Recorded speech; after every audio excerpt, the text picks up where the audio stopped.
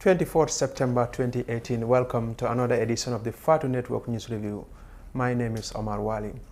I'll be talking to people regarding the ID card the SEMLEX will be issuing in next month, and the cost is $450. The announcement has raised an eyebrows that many Gambians said the price is too much. And we'll also be talking about the UDP West Coast members asking Barrow to resign from the coalition and join the United Democratic Party.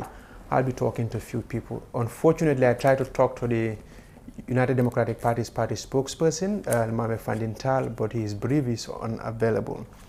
But before all that, I will start with the newspapers. On Standard, members of the United Democratic Party in the West Coast region have written to President Adama Barrow asking him to resign his membership of the Coalition 2016 and return to the United Democratic Party. Barrow, who was a treasurer of the UDP before resigning from the party, contested as an independent candidate for the coalition parties that hosted Jammeh in December 2016 presidential election. You may remember Barrow was part of the United Democratic Party, but when he vied to stand on the coalition ticket, he was asked to resign from the United Democratic Party. And now the UDP members in the West Coast region are asking him to go back to his political home. In a letter addressed from the Brikama-based secretariat, the copy which was seen by the Standard newspaper, the UDP West Coast region official said the decision to ask Barrow to officially return to the party was reached at their executive meeting on the 2nd of September. The meeting was well attended by regional delegates drawn from elected councillors, youth, female delegates, among others. And and I quote, "We are optimistic that you, President Barrow, will answer to our call for you to officially return to the party, as you are known to be a very kind and accommodating person." That is the letter from the UDP West Coast region. We'll be discussing that one with some people later on in the show. Government spends $239 million on travels per diems in 7 months. That is from the Minister of Finance and Economic Affairs, Mamburin Jai, said that on Wednesday during the adjournment debate that the National Assembly, at the National Assembly, Mamburin Jai told the lawmakers that the government has spent $239 million on the travels from January to July this year. And Gambia also joined Francophone as an observer. That is, the lawmakers at the National Assembly on Wednesday unanimously considered and ratified the motion for Gambia to join the International Organization of the Francophonie as an observer. Tabling the motion, the Vice President Ousainou Darboe said Gambia has been surrounded by Senegal in part of the continent where heart of the Francophone is sufficient reason for Gambia to join the organization. And ex-Paramount Chief Demba Sanyang also dies, and the former Paramount Chief Demba Sanyang died on Friday, and his remains were buried at the Lament Village Cemetery on Saturday. He was believed to be in his 80s, and hundreds of mourners across the country attended the funeral and paid their last respects to a man who was seen as a trade that has shown many families and communities in Kombo and beyond for generations. Demba Sanyang was born in Kiambateli and grew up in Kombos. He worked in the civil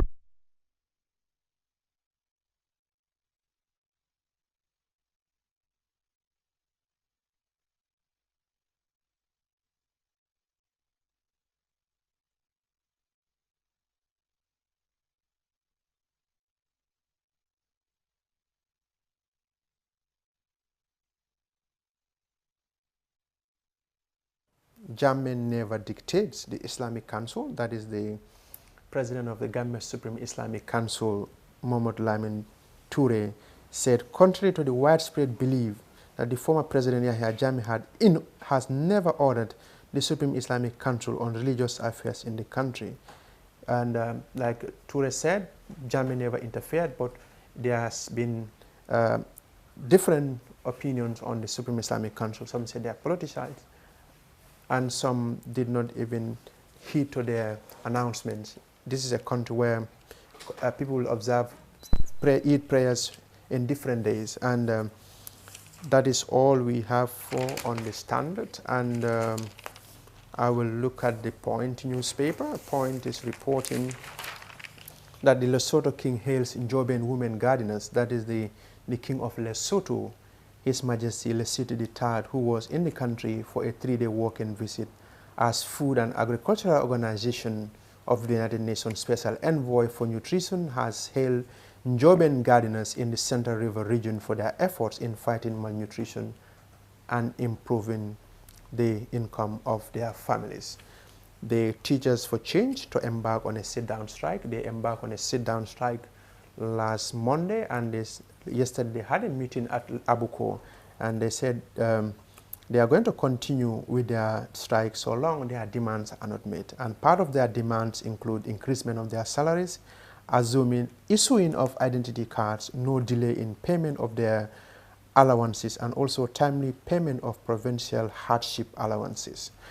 And PIU allegedly assaulted iAfrica TV cameraman. That's another story from The Point. And an iAfrica TV cameraman who was filming at the meeting of group of teachers who call themselves Teachers for Change was allegedly beaten by personnel of the Gambia Police Intervention Unit on Sunday at Abuko Upper Basic School. And immediately after the alleged assault of Babukar Manga, the Gambia Press Union said the safety of every journalist in the Gambia is the most important priority, and will also strive as a union to safeguard that.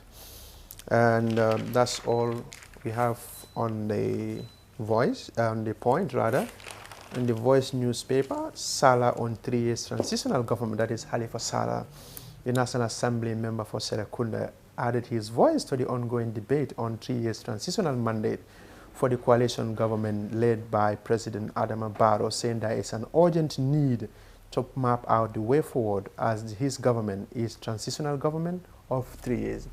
There has been a debate on whether President Barrow should serve 3 years or 5 years, but like the Vice President said, it is stipulated in the Constitution and he will even challenge that.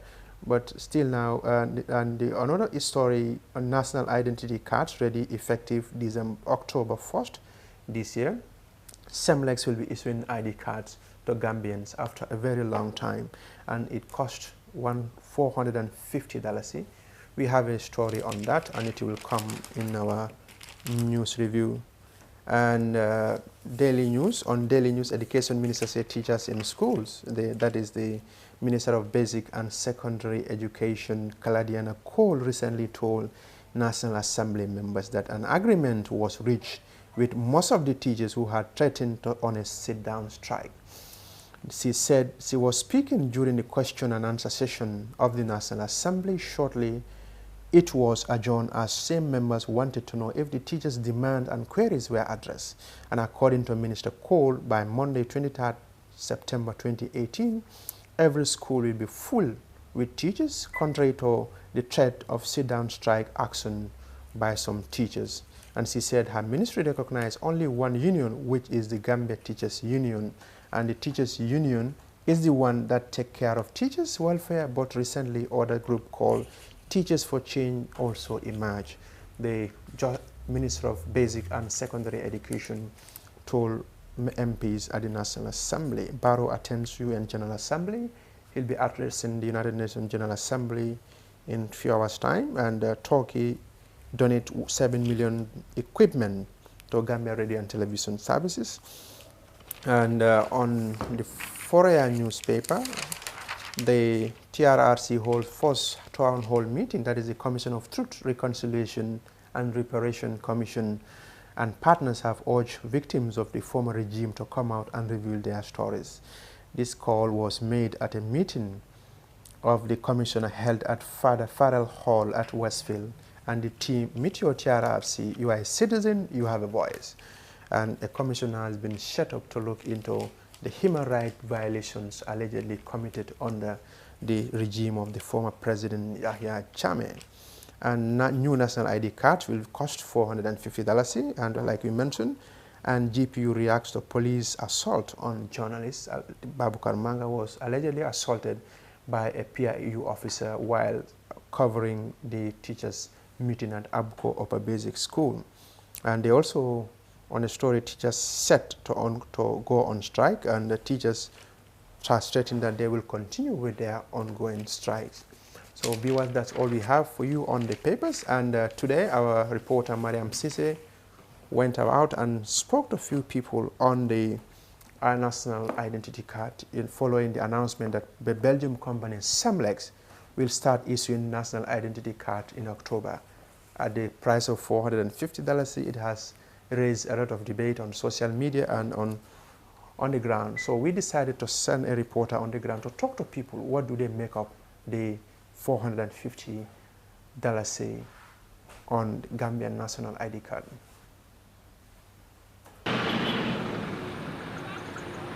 Hey, what are you doing here? I'm going to replace my AfriCell 3G SIM card. Why use a 3G SIM card when you have a 4G phone? Replace your 3G SIM card today for the real AfriCell 4G SIM and receive 1 GB of internet data for free. Definitely ID card bi cost buñ ko indi defa costi torop because ñu as a farmers buñu waxé né légui ID card dañ ko raise up to $450 defa costi because nga hol né légui yow borom kër gi nga wara ko am utal ko sa njobot ak sa domi lolou defa bari. I think that is a detriment to the public because like many people were struggling about the $250 price and now it's been increased to $450 and many people paid. Last time many people paid for their ID and they get their receipts, but still now they can't get their ID. So what do they have to do for that people? For those people who have their receipt, who paid and have their receipts and still they didn't get their ID card. So do they have to pay another $450 to get another ID card or what? So I'm saying that is very bad. Yeah, they should definitely do something about that because many people were struggling, as I said, for the $250. So the 400 will be another struggle for most of us as Gambians. Moy comme ni jambat nañ non la nguur gi di wara xalaté pour ceñat mu delu wat ko ci ni melon jambaté nit ñi dañ ko wara safaral ñu sét naka la luy gën ci nit ñi mo gën xanga nit yi emuñ am na ñeneen am nañ 450 ñeneen amuñ 450 légui suñ ko mëne wañu def ko 250 sa baxna comme time bobu luñ ko daan défé lu baax ci réew bi mom lañ soxla dé way nak xana ñu déglu government bi li gañi jambat ñu delu wat ceñati affaire bi yépp ci ñom la légui nañ waxante ak gaay rek ñun wañi ID card bi su ko défé ñepp mëna am parce que ndaw yaangi fi amanguñu ID card ñepp ñu ngi xaar ID card ñepp mom la ñoo xaar suñ ko mëne wañi ñu def ko 250 baxna. Yeah, from my own perspective I believe it's too expensive because most Gambians are, living in a poor condition. So taking it from $100 to $450 is obviously it wouldn't be something favorable to most Gambians. Te fogg na né as a Gambian ñu ngi try so gisé ñu ngi fay tax ci suñ kër yi ndax pour mu easy ci ñun waye teñ buñ ko jëlé ñu yokka ko and a certain stage bu nga xamné duñ ko mëna effort lolu da nga gis né pour nga am sa document réew dafa jafé. So on my own point, I believe government has to consider and try to, bring down the price of the, national identity. Really? Yes, get 1 GB for free just by replacing your SIM card at any AfriCell outlet with no loss of contact. The cost of bundle from the 3G SIM card is the same for the 4G SIM. And guess what? With the 4G SIM card, you can also connect to the 3G network as well. This is so cool. I'll replace my 3G SIM card right away to the real 4G SIM and receive my very own 1 GB for free. From AfriCell, it's always real and it's for free. Where AfriCell goes, no one has the speed to follow. Welcome back. That was a story prepared by Mariam Sise on the price of the Gambian national ID card. Majority of them said $450 is expensive and they want it to be reduced. Initially, the ID card cost $200, but now with the coming of Semlex, they're saying it's going to be $450. And we'll be talking to people on this issue and see what do they make of this thing. Is it too expensive or is it too little, because majority of, even on the comment section here, people are saying $400 is too expensive for them. And we'll be also talking to a supporter of UDP, and we'll ask him what do they make of this with UDP West Coast region asking President Barrow to go back to his political home. And there has also been a debate on the social media as to why the president should hire a jet to attend the United Nations General Assembly when the government announced food insecurity in the country. We will be talking to we are trying somebody to talk to and see if that person is available now, and if it is not, we'll move to another person, but we give a try and see if he is available. We'll discuss that issue.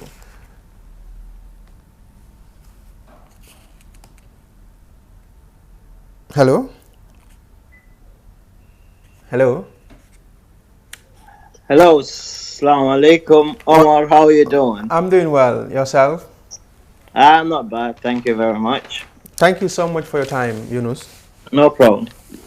Well, as you may have heard in the report there are many people complaining about the price of the Gambian identity card.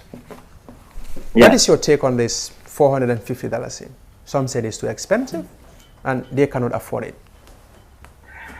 Well, right. Thank you very much, Omar. I have problem with this on various levels, not just limited to the prices of it, because I believe it's the prices, the affordability of these prices, and the manner in which the contract is awarded to a foreign company whose reputation is questionable. This is a company that's raided, and its CEO's home was raided, and is currently under investigation for potential money laundering and corruption. And also the general lack of transparency in the whole process. The detail that was given is very limited. They give us a price, the company that is issuing the passport, and when it starts. We don't know how the contract, how the government came into conclusion in awarding the contract to this particular company, and disregarding our own home company, where I think Pristine, who also bid for it, and who potentially may have charged a more affordable price for Gambian people. So I believe this is costly, is very concerning, and it calls for national outrage. It's also an affront on our national sovereignty, because very sensitive information will be controlled by a foreign company whose reputation is questionable. I have very big problem with that. But when you come to affordability, like I said, I've just watched the comments that are made by some of the people on the ground, and these are the actual people who are feeling the heat, the absolute brunt of the day-to-day hardship that is caused on them. Somehow it can also, the government is not helping their situation, coming up with such prices. It's costly. Majority of Gambians are unemployed. About 60–70% of Gambians are employed. They are living in a manner that they don't know where their next meal is coming from. That you cannot get someone like that to pay $450 to try and get a national ID card, which is absolutely essential for every citizen to have, because it's a proof of your signature, proof of your age, proof of your nationality. So is absolutely necessary for every citizen to have one, and we have. It's even more necessary now that we are about to start digging the oil. That the Gambia has a sovereign wealth that is his citizens should be distinguished from any other citizen. Now let me interrupt you there. You talked about the foreign company managing sensitive information. But the first thing you made, like a Gambian company was kind of denied, that is Pristine, and was given to the a Belgium company, Semlex. But what the government of the Gambia said was, they have a contract with Semlex, and they cannot terminate that one and go to Pristine because it's going to cost them millions of dollars. Well, they should. The contract that was with the previous administration, I don't know. I think let them tell us why. Let us be aware of the actual detail of this contract, and we can make those judgments. Because I don't know why it's been suspended for a while, and they now completely decided to give complete 100% of the contract to to Semlex. I don't really know how they come to that conclusion, but I think we're calling for economic nationalism, which is Gambian jobs for the Gambian people. Let's help our own homegrown companies who are competent and capable to do the same job as a foreign company, particularly when it comes to dealing with issues of our national sovereignty. That should not be outsourced to someone in a foreign land. Now, if you are to recommend or suggest a price for this ID card, how much will you tell the government? It was 200. Yes. If they cannot do it completely free, it shouldn't be more than what it was. It should be 200. If the people are able to cope with that, let it be. But I would recommend it to be completely free for the Gambian people. ID card is, they can charge on passports, and they can charge that extra amount on the passport, because passport is, people need it. They need it to travel. If you're willing to travel, then you can pay that extra money. But the basic document that every citizen should have is the ID card, and it should be accessible and affordable to every Gambian, regardless of your financial status. Now, another thing has to do with Barrow attending United Nations General Assembly, and there's a lot of outrage, he hiring a private jet. What do you make of that? I share the same frustration because this government, they didn't come that because they've worked hard or they think they done. Gambian people fought to get this government in place. Right. And we get them there for a purpose. We don't get them there for any other purpose, but they serve the absolute interest of the Gambian people and to deviate from what we all fought against in the past, including them. Because we both stood together and condemned everything that they are now doing. And that is very disappointing. The amount of money that's being spent on private jets, flying to everywhere. We're seeing the extortionate amount of money that was disclosed to the parliament last week. Nearly about $300 million that was spent on per diems and travel. That is absolutely. I was disgusted because last year I was at the RVTH hospital. I've seen this state and the suffering that people are going through in these hospitals. They don't have the basic necessities in these hospitals. So I believe if you are a poor country and you are relying on aid, you are relying on loans, man, you should be more responsible than that financially. You should manage our country. You cut the cost. Gambia is part of the international community. In this globalized world, they should collaborate. They should travel, but it should be necessary, and it should be. And the per diem system has to be well controlled. They should give per diem. They should try and use credit cards or whatever it is to make sure this is not exploited. And President Barrow is not doing a good job himself, because if you look at the breakdowns of these expenses, he took almost 50% of the money that was disclosed. He flew on a private jet, like U.S. billionaire celebrities, how they travel to around the world. That is sickening, really. That is sickening. They should be more financially prudent. People like me, that's the way you will win my heart, because you show that you are able to make that sacrifice, and you are sensitive to the plight of the Gambian people. If you're not demonstrating that, you will be hearing from me. And the more he's becoming more and more reckless in how he's doing things, the more he's making people like me be more radicalized in the way I address him. And that has to stop. He has to be more responsible in how he manages our resources. Now, you talked about making ID card free. Don't you think that is also unfair? How can a company come and set up and issue free ID card to Gambians for free? It's not for free. It will be coming from the taxes, the Gambian people's money. Like I said, if they save money on all these travels, things like that wouldn't be a problem. They can use the money that they are saving to provide Gambians with these basic necessities. And the ID card is one of those. Finally, Yunus, what will be your final message? Right. I call on Gambian people to not be too complacent with this government, because that's how we created Yahya Jammeh.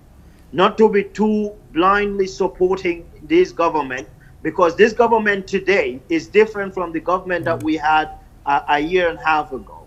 They are changing, they are focusing more on entrenching themselves, enriching themselves, and completely disregarding the plight of the Gambian people. We created this government, and they are managing our money, so we should hold them accountable to this. They are taking loans on your behalf, and they are not spending it wisely. If you have a loan and spend it on something that would make tangible profit for you, then there's a trade-off. But if they are taking loans on your behalf, spending it on travels that has absolutely no returns to your life, then you should be questioning this. So let's hold our government accountable. It doesn't mean you hate them. It means you want a better country for yourself, for your children and your grandchildren. No one deserves to be dying in this Mediterranean Sea, to be desperate in your own country, trying to leave your own country to go and live somewhere else. No one deserves that. You can only live in your own country with dignity. And if the government is not making anything to make that possible for them, you can take them out. If this government continue being reckless in the way they spend your resources, you have the right to gather at the State House and tell them to leave, to tell them to get out of office. Let's put a more responsible government. It's a possibility. So let's hold our government accountable. I will tell Barrow to be more responsible in the way he spends our resources and the way he awards contracts, to be more transparent, because Gambia is getting to a stage that it will be immensely volatile, because we as a destitute, we now have money that everyone is keeping an eye on, which is the oil. This has a potential to cause serious conflict in that country. So they have to manage this very responsibly and transparently. Let them be very open to the Gambian people. Let them tell every detail to the Gambian people how this money, how this contract is awarded to the company that is drilling the oil, and how the money will be spent. So this is my message for the Gambian people and President Barrow. Thank you very much. Thank you so much, Yunus Haidara. Thank you, appreciate it. That is Yunus Haidara, the Gambian based in the United Kingdom, discussing about the ID card. We will take a short break. When we come back, we continue with the program.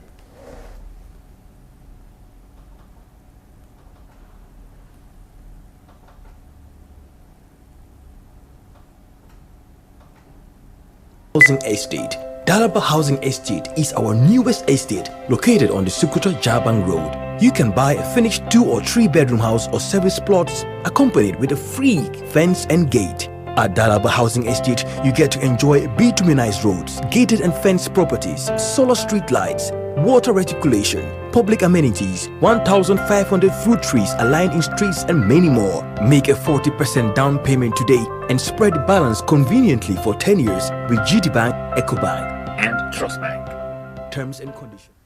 The Next Science Forum is an initiative of Africa Institute for Mathematical Sciences, which is geared towards promoting science, technology, and innovation across the continent. And the Africa Science Week is a week-long celebration of science, technology, and innovation in different ways across the continent. And this year is the first time that Gambia is partaking in this initiative. So this whole week is possible because of our partner, and our major partner is the point-click technology. And Mr. Malik Khan is here present with us. And our whole goal with innovation and technology is, if you look at the developing nations, the reason they are ahead of us because they're leveraging technology. They're doing a lot of things that are automated, a lot of things that are more cohesive, that can really increase efficiencies and reduce manual work. So when we looked at the Gambia, there are very smart individuals here, but I just feel like sometimes they're not empowered enough. When we looked at the Gambia's budget that was released maybe earlier this year, it was about $330 million. Gambia has a population of about 2 million. If you divide the two, that means each individual citizen is budgeted at $50, which is about $7,000. Think about that. That means every individual out of that budget, $330 million is $7,000. That's not enough. That's not enough for government to solve all these problems. So we, as individuals that are successful and as organizations that are successful, we have to take it upon ourselves to really help give the government a helping hand. And that is why we're sponsoring a lot of these events, such as the Africa Science Week, where we're putting our own money into the program to help bring you guys together. That way we can all solve the problems together. This is not, you can't just sit on Facebook and complain about government. We have to collectively understand what our issues are, and then we'll solve them through technology, through hackathons, through all these programs that we're trying to do. So we have a plan of creating 100,000 jobs in ICT. We cannot do that by just sitting around. But we're trying to do that by you building your talent pool. So even if you can't get a job locally here, you can get a job remote. You can become a remote employee. But we can build a technology hub like that, where we can have Gambian youth also outsource their talent to companies like, to countries like US, UK, Sweden, whichever. So this is how we plan to drive those 100,000 jobs through events like these. Global is pleased to launch Dalaba Housing Estate. Dalaba Housing Estate is our newest estate located on the Sukuta Jabang Road. You can buy a finished 2 or 3 bedroom house or service plots accompanied with a free fence and gate. At Dalaba Housing Estate, you get to enjoy bituminized roads, gated and fenced properties, solar street lights, water reticulation, public amenities, 1,500 fruit trees aligned in streets, and many more. Make a 40% down payment today and spread the balance conveniently for 10 years with GTBank, EcoBank, and Trust Bank. Terms and conditions. Welcome back. That was a press conference attended by Mariam Sise, African Science Week at the Ministry of Higher Education, Research and Technology today. And whilst on air, we also received an information that the task force to meet Vice President Ousainou Darboe today in Banjul. You may remember the teachers have embarked on a sit-down strike, and yesterday they had a meeting at Abuko Upper Basic School where they said they will continue with their strike so long their demands are not met. But we have just received information that the general public is hereby informed that the task force is invited by the Vice President of the Republic of the Gambia to discuss and strategize on the ongoing indefinite sit-down strike. However, the Teachers for Change are once again assured before any agreement, deal or resolution is to be made, the task force will come back to the striking teachers for consultation. That is the press release we received from the teachers who are on a sit-down strike. And they said they will be meeting the Vice President Ousainou Darboe and discuss the issue. Meanwhile, we also try to call someone and take the conversation forward about the ID card and other issues. Barrow, at his trip to United Nations, the JET and UDP asking Barrow to go back to his political home.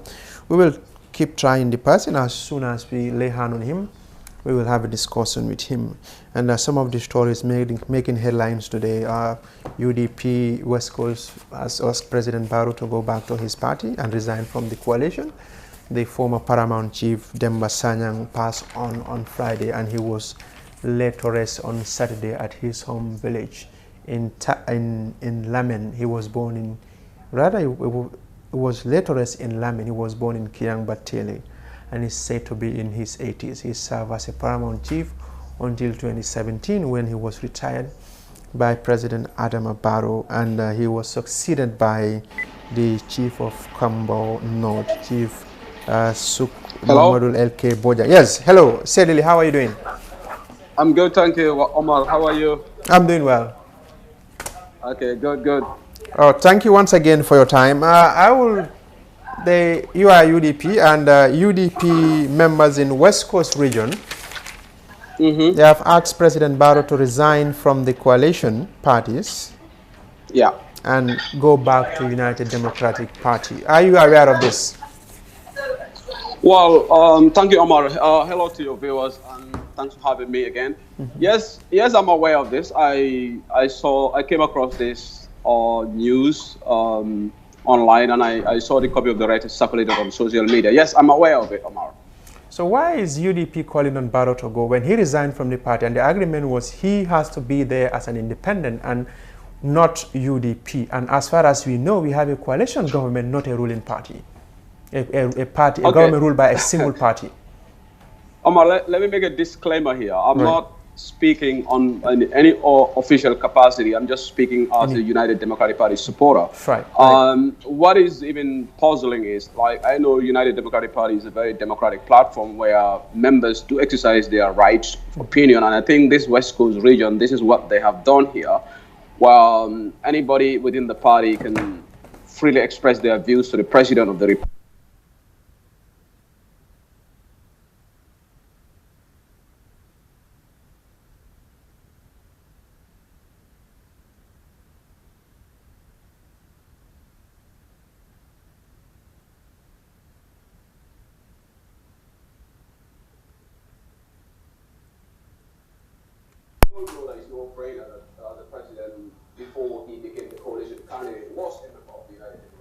So that relationship, that bond of relationship is between him and the UDP supporters, and one shouldn't be surprised that somebody within the UDP would naturally call on the president to stay where he was before he became the coalition candidate. I think this is a natural thing, a natural phenomenon for a human being to do. Like, he was a member of the UDP, so that bond was there. So why should anyone be surprised that somebody is telling the president to stay put where he was? But in a country where they are grappling with health issue, education, and so on, why would UDP will just bring an issue like this when this country should address other issues then? Or is it kind of diverting people's attention? No, it's like I said, I'm just going to repeat my point, Omar. Like, it's a lot of talk, politics, people's speculations going here and there in terms of what the president intends to do, particularly in terms of the Barrow youth movement here. I personally, I haven't heard any statement from the president saying where his direction is. So I take it for, again, President Barrow was part of UDP. And as far as I'm concerned, President Barrow is going to go back to UDP. That's what I believe in. So, but there's all these speculations rife about the president is going to do this, and it's all part of the political game. Some people are trying to bring, naturally, the political opponents of UDP would like to spread these messages, Omar, to try to create pandemonium within UDP, create mistrust between the president and UDP.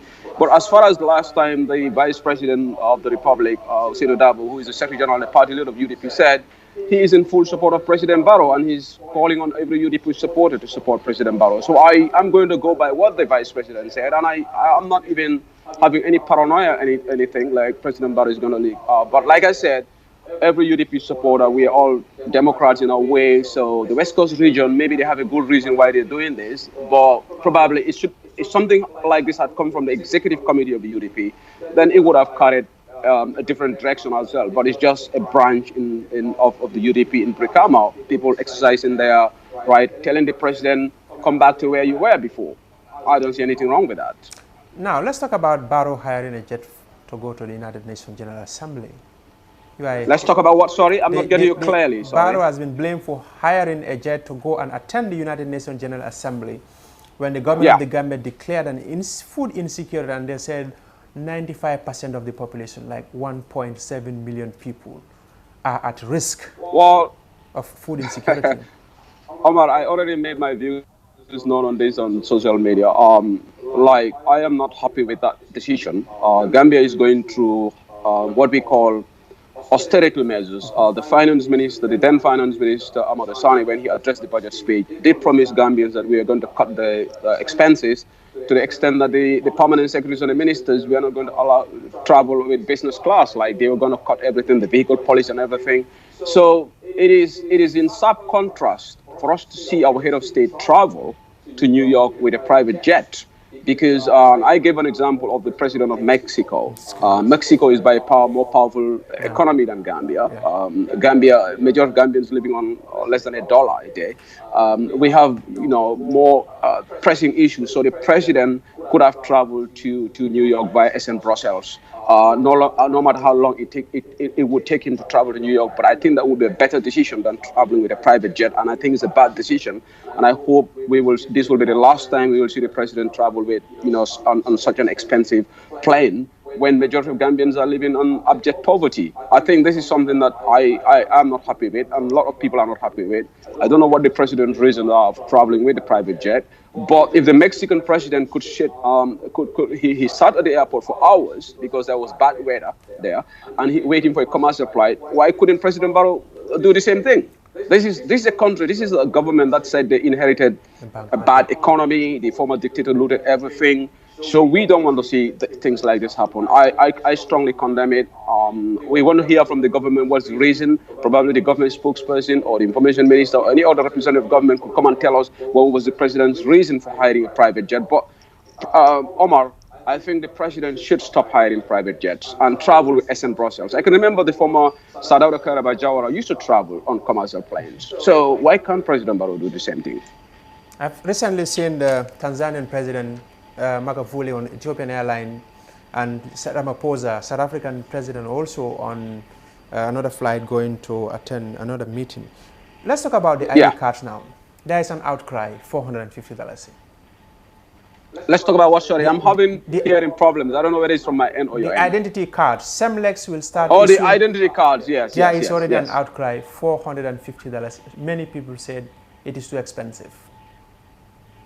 Yes, Omar, I think it's expensive because if you look at the percentage increases, this is 125% increase from $200 to $450. It's over 100% increase. It's outrageous. Again, we are saying this because if you look in, within the context of an average Gambian, it's expensive, and I think the government should reconsider reducing that amount because 125% increment is outrageous. 200 to 450. Look at the salary levels in Gambia, Omar. There are people earning $1,000 a month, and you're asking an average Gambian to pay for a passport, a national document, for example, a national ID card, I beg your pardon, to pay $450. I think it's sharp. It's a sharp increase. If you are increasing, look. We don't know the cost. We don't know how much is going to the cost of production, because as an economist, I have to be wary of the fact that probably that price is related to the cost of the document. But you also have to factor in, look at the salary levels. When was the last time the Gambians experienced 100% salary increment or wage increase? So there has to be a correlation between the two. So the government should be cognizant of this, even if it means the government is going to subsidize this for an average Gambian. I'm not in agreement with somebody like Madi Jabate, who came up with that posting that it should be free. National documents are not issued anywhere free of charge, but at least the government should be able to subsidize it to the extent that, like, put it from $200 to $250, $300. That will be reasonable. But to put 125% increment on this, Omar, I can't just. It's incomprehensible. And I hope the government will listen to concerns of Gambians and probably review this, because 450 is really sharp. It's a sharp increase. Thank you so much, Sedley, for your time. Thank you so much, Omar. Thank you for having me. Bye-bye. That is Sehu Sedley, a Gambian based in the United Kingdom. We also had his voice on the the Barrow hiring of the Jet to attend the General Assembly, the UDP people calling on the president to resign from the coalition and go back to his political home, as well as the increment on the ID card from $200, and now it's going to be $450. Well, viewers, that's all we have for you today. From me, Omar Wali, and my team, we thank you all for your time. Till tomorrow.